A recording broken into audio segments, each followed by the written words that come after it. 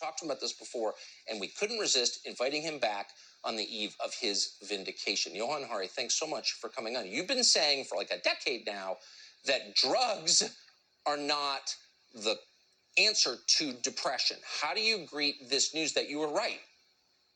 Look, drugs can give some relief to some people. They gave relief to me for a while, but we've got to be really honest with people.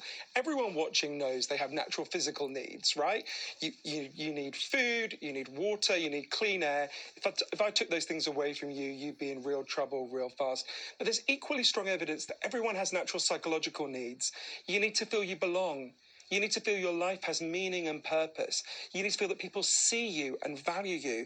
And this culture we built is good at lots of things, but we've been getting less and less good at meeting people's deep underlying psychological needs. And that is the reason why depression has been hugely rising. And the issue I have is not so much with the drugs. The drugs give some relief. They cause some severe side effects for some people. Over time, for most people, but not everyone, the effects tend to wear off. But my issue isn't so much with the drugs. My issue is with the story we tell that accompanies the drugs, right? We're giving people an inaccurate map of their pain. When I went to my doctor and I was really depressed and I was a teenager, I was told, oh, your pain is just a malfunction in your brain, right? You're lacking serotonin.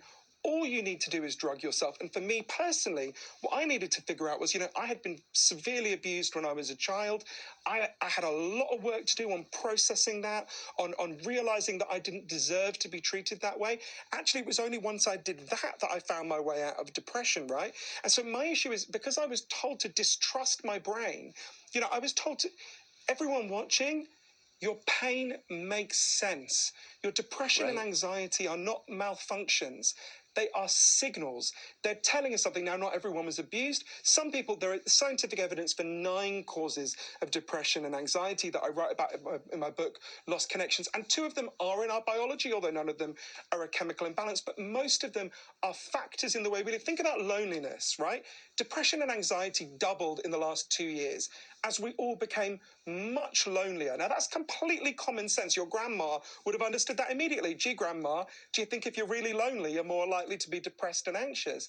We've got to return to more common sense understandings of depression and anxiety, most importantly because they lead us to the real solutions. For example, here in Britain, there was a huge program of encouraging depressed and anxious people when they came to the doctor to first try taking part in gardening programs. Turned out to be twice as effective as giving people drugs because it was dealing with their loneliness. When we understand what's really causing depression and anxiety, we can get to the real solutions. And that's what's so important. Your pain makes sense. We need to stop insulting that pain and start listening to it because it's telling us something we really need to hear.